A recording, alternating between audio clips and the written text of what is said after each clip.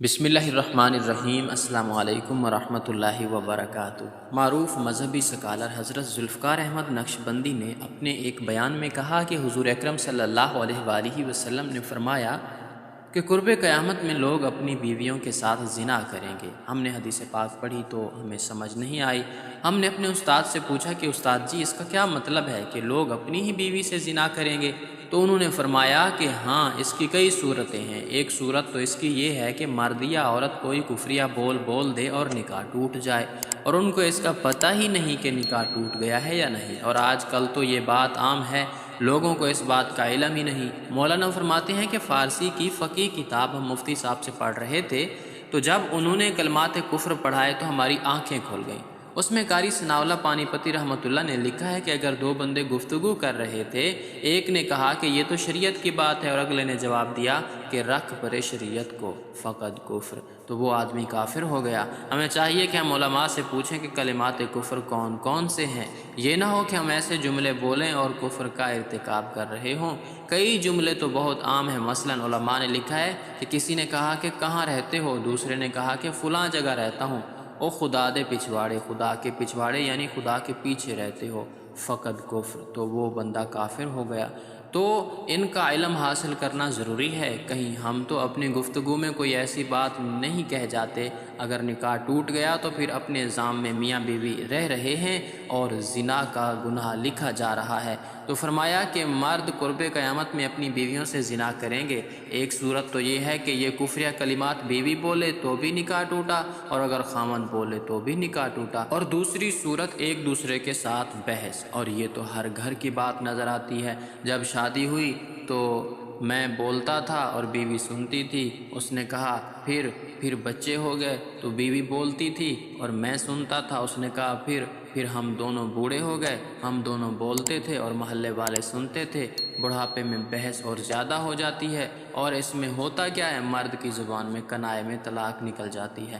کنایا کہتے ہیں کہ لفظ تو طلاق والا نہیں بولا لیکن بات ایسی کر دی کہ مفہوم طلاق والا نکلتا ہے، اس کو کنائے میں طلاق کہتے ہیں۔ اب یہ گناہ بہت زیادہ ہے، غصے میں کہہ دیتے ہیں کہ چلی جا، مجھے تیری کوئی ضرورت نہیں۔ آج کے بعد اس قسم کے الفاظ جس کا نتیجہ یہ نکلے کہ تو میری بیوی نہیں ہے، اب اس قسم کے مسائل کی بھی معلومات حاصل کرنی چاہیے۔ شریعت کہتی ہے کہ علم حاصل کرو، ایسا نہ ہو کہ کنایا میں طلاق ہو جائے، انہیں پتہ بھی نہ ہو اور وہ ساتھ رہ رہے ہوں۔ اور آج تو یہ حالات ہیں کہ زبان سے طلاق کہہ دیتے ہیں، طلاق ہو بھی جاتی ہے، پتہ بھی ہے دونوں کو، مگر بدنامی ہو جائے گی، پھر ایک دوسرے کے ساتھ رہ رہے ہوتے ہیں۔ مولانا صاحب فرماتے ہیں کہ ہمیں ایسے لوگ ملے، 5 وقت کے نمازی، تہجد پڑھنے والے، سب نیکی کرنے والے۔ خود اس نے مجھے کہا کہ آج سے 8 سال پہلے میں نے اپنی بیوی کو طلاق دے دی تھی غصے میں آ کر، اور بعد میں ہم نے سوچا کہ وہ بھی نیک ہے اور میں بھی نیک ہوں، بدنامی ہو جائے گی، بچے خراب ہو جائیں گے، تو بس پھر ہم نے دوبارہ اکٹھا رہنا شروع کر دیا۔ نہ رشتہ داروں کو پتہ، نہ علماء سے پوچھا، پھر میاں بیوی اکٹھا رہ رہے ہیں ایک گھر ایک کمرے میں، تو یہ زنا کر رہے ہیں۔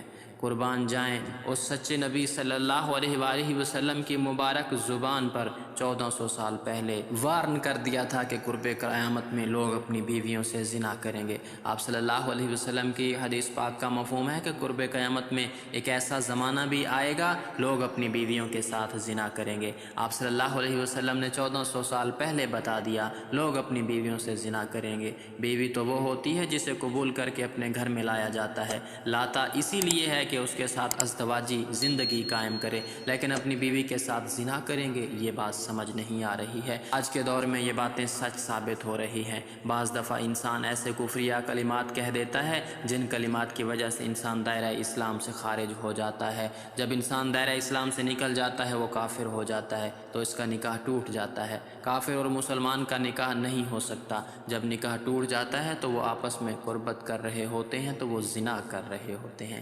کفریہ الفاظ کیا ہیں؟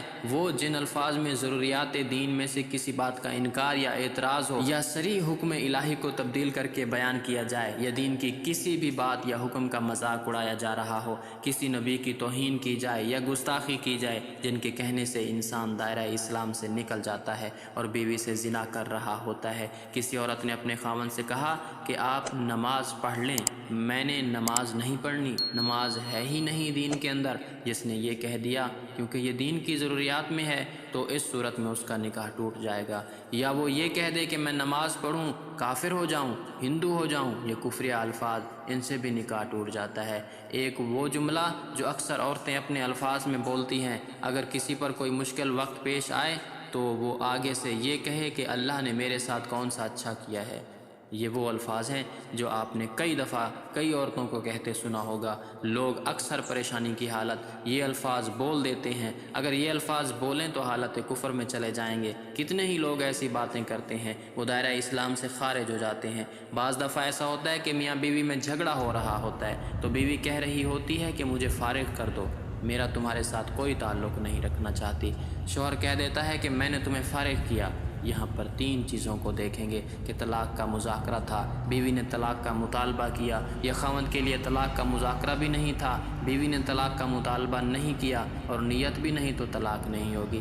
بہت سارے لوگ طلاق کی نیت سے کہہ دیتے ہیں کہ میں نے تمہیں فارغ کیا، یہ وہ الفاظ ہیں جس سے ایک طلاق واقع ہوتی ہے۔ اس کے لیے آپ کو نکاح دوبارہ کرنا پڑے گا۔ بولنے سے پہلے سوچا کریں کہ میں کیا کہہ رہا ہوں، پھر بولا کریں تاکہ کسی بھی قسم کی پریشانی کا سامنا